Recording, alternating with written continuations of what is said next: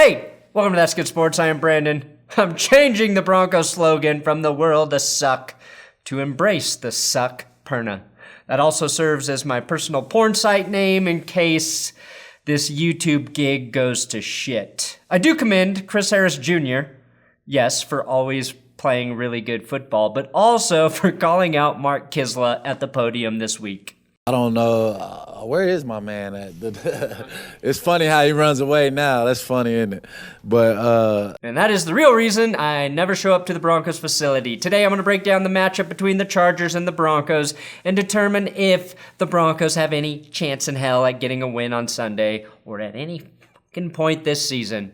Man, so much has changed since we thought Rivers and Cutler would be bitter rivals for decades to come. Phillip Rivers has persevered. Denver has seen Orton, Tebow, Manning, Simeon, Lynch, Osweiler, Keenum, Flacco, and now a sexy vacation Jay Cutler.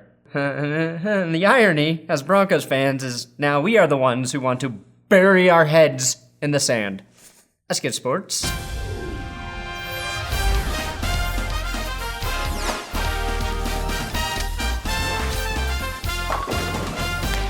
For pretty much daily football coverage, subscribe to this YouTube channel. If you're already subbed, click the notification button, and I'm excited to present a very new ad for my friends at Manscaped.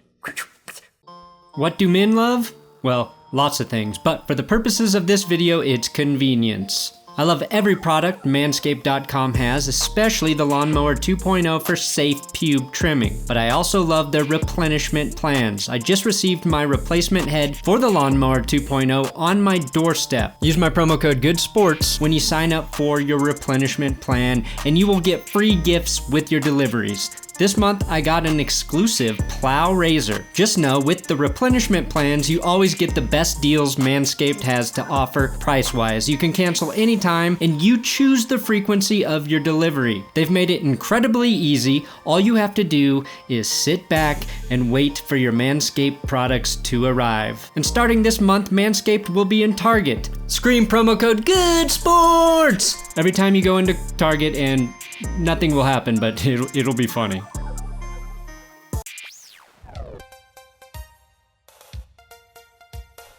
I do reluctantly have to give the Chargers a half point for home field advantage, even though we know it's not. We all know that home field is like this car Von Miller ran over with the fucking tank. Definitely check out this video on the Whistle YouTube channel. It was posted a few weeks ago, and some of you were like, focus on football, Vaughn, not driving tanks. And then some of you are also like, but let's tank for Tua. And I'm like, why don't you just make up your mind? Now, as someone who makes videos, I can confirm Von Miller shot this tank video during the offseason. So just enjoy watching him shoot a flamethrower in slow motion instead of bitching about how now that flamethrower is just a metaphor for the Broncos season going down in flames. Coaches versus coaches. Much like Vic Fangio, Anthony Lynn also began his head coaching career with an 0-4 start.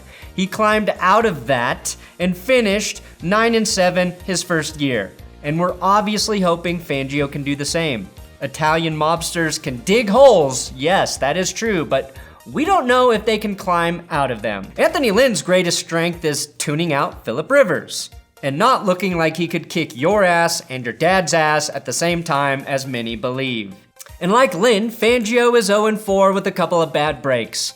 LA lost on 2 missed kicks, and the Broncos lost on a couple of made kicks. Again, Italians can become made men, but they struggle when they're the ones not doing the kicking.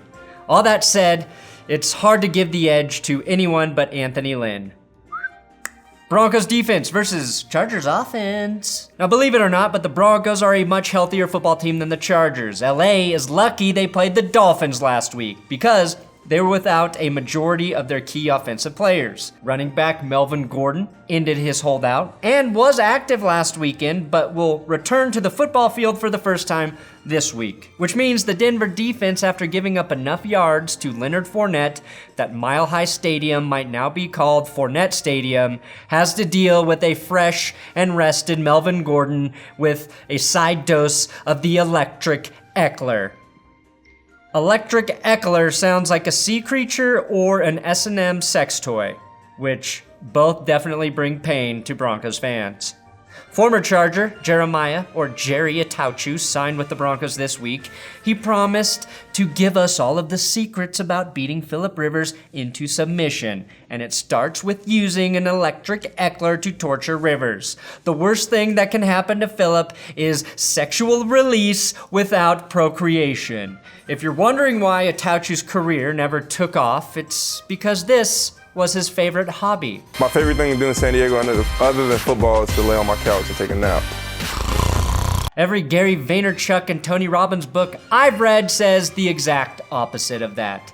Attaochu was brought in after the shocking news that Bradley Chubb tore his ACL against the Jags. Attaochu's here to provide depth, which means this is Malik Reed's time to shine. Rivers is a tough QB, though, to play even when the defense is clicking. The Chargers are a top 5 offense in yards per game, but just 14th with 22.5 points per game. Tight end Hunter Henry is out with his knee injury, which means we will see a thick dose of Virgil Green, assuming he returns from a groin injury, which is why fullback Derek Watt has had to play some tight end, which means we will see a lot of receiver Mike Williams, assuming he overcomes a nagging back issue. But at least Keenan Allen is healthy and writing songs that Jerry Attaochu used to nap to.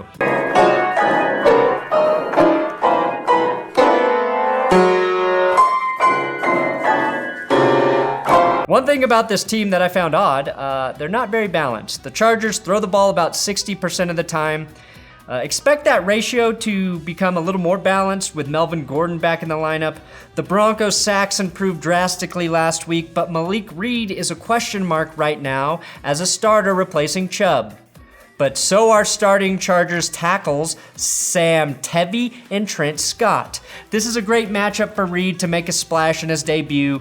Maybe he'll even cause a fumble for the Broncos to recover, and they can get a turnover for the first time this season. LA has a slight advantage, though. Joe Flacco versus Moon Rivers. As a reformed Philip Rivers hater, I'm here to spread the word that he's at the very least pitying the Broncos. The 2017 Chargers, again, were 0-4 to start the season. When Rivers spoke to Denver media this week, he gave Broncos fans hope. Philip Rivers gave us hope. That's how bad people feel for the strange 0-4 start for the Broncos season. Rivers said, "It's funny you asked that because I really think not any Broncos can care less about my opinion about their own 0-4 start, but it seems similar in ways that they can very easily be sitting here at 2-2 or 3-1. Just the way these games have gone is much like our start to 2017. He did continue, and it is a long Rivers quote because Rivers never knows when to shut the fuck up. But basically, he said what we've all seen. Denver is a much better team than an 0-4 start would suggest. For that optimism, Philip Rivers gets a half-point advantage. Also because he basically played the same against the Dolphins as he did against the Texans defense. 300-plus yards in both games, 2 touchdowns, and 0 picks. He's consistent regardless of the talent level he faces, which gives me hope for some Rivers interceptions. Phillips' worst game this season was week 2 against Detroit, but looking back at that Detroit team now that just gave KC a run for their money, maybe that's not as bad of a performance as I thought when we saw Rivers throw a game-ending interception. Joe Flacco is still Joe Flacco. I think I fully understand the Flacco elite debate. The game is never too big for Joe. And in 2 horrifying losses, he was pretty damn clutch at the end of the 4th quarter. It's the middle of the game you have to worry about with Joe. A 3-and-out after an 11-minute drive or a pick right before halftime. The little things that drop the Flacco meter down to bum faster than Rivers can create human life is what makes Joe Flacco a complicated quarterback. Special teams versus special teams. The Chargers signed kicker Chase McLaughlin, a rookie out of Illinois who paid his own way through college, who also spent the preseason with Buffalo but was signed with LA because their kicker Michael Badgley is still hurt. Again, this is a team still paying the price for letting Josh Lambo go, which in turn cost the Broncos a win last week, which, if that was part of LA's plan all along, is some Belichick-level foresight and electric Ekeler-level deviance. Denver could really use a Shelby Harris blocked field goal just like they did in 2017 to defeat the Chargers. Brandon McManus will probably show up to this game dressed up like business casual Elton John. Honestly, I would trust McManus kicking in Elton John's shoes more than Chase McLaughlin at this point. And I say that confidently knowing absolutely nothing about Chase. Chafe. Half-point Broncos. Fuck, I'm losing it. Broncos offense versus Chargers defense. Right tackle Jawan James returned to practice this week for the Broncos, and the Chargers may be without edge rusher Melvin Ingram. The Broncos line still has to deal with Joey Bosa, but if James can play, that might be a significant boost for the Broncos, while LA will be without another one of their best defenders. The other one, of course, Derwin James, who had Jones fracture surgery earlier this season. And so far, the Chargers secondary hasn't caught the fucker Jones, who hurt him. The LA secondary has given up 8 passing touchdowns, twice as many as the Broncos. Sure, they played good last week, but that was against the Dolphins, a team that is tied for first in interceptions, dead last in points per game, and third worst in yards per game. Corner Desmond King had 2.5 sacks, though, last week, which is more than Joey Bosa's 2 on the entire season, so keep an eye on King and how LA uses him in blitz packages. The Chargers do have 3 interceptions this season, which is 1,000 times better than the 0 the Broncos claim.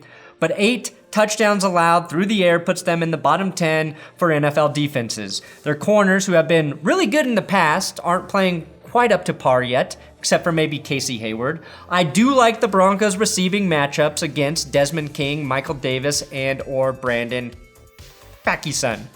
Fackyson. I think Fackyson would be a Pro Bowl level corner if he changed his name to Brandon Fancy Son, which will be the name of my child one day. Brandon Fancy Son of Brandon Perna the First will be his full name. And if that doesn't make him the coolest kid in class, I don't know what will. I think Denver's advantage is through the air, and Courtland Sutton is looking better every week. Noah Fant is developing, making some mistakes every game, but he is poised to become a difference maker as a receiving tight end. What we need to see is at least 30 touches for Andy Janovich, the Charger killer. Or just have Jano hit Bosa every single play until Bosa gives up. Melvin Ingram, now listed as questionable, would be questionable if he played him in my opinion. Broncos, half-point advantage, and it really feels like the Broncos O-line is getting better game to game. X factors. For the Broncos, it will be whether or not they get flagged for any bullshit, non-existent roughing the passer penalties at the absolute most costly time in the game.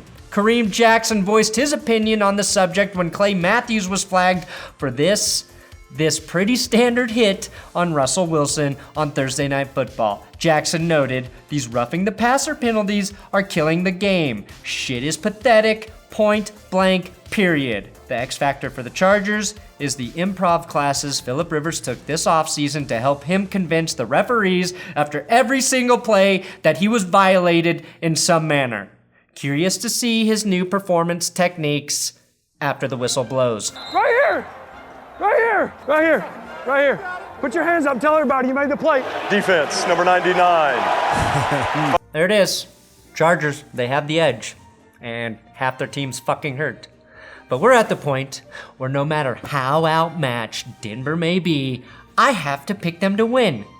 They are going to win at some point. 30-27, Broncos win after Malik Reed forces a fumble that sets up a Brandon McManus game winner. Down the gooch. Thanks for watching another episode of That's Good Broncos. Please subscribe here on YouTube. I do football videos Monday, Sunday, Friday, Tuesday, Thursday, Wednesday, sometimes Saturday. That is a terrible... I suck. Just subscribe because you feel sorry for me.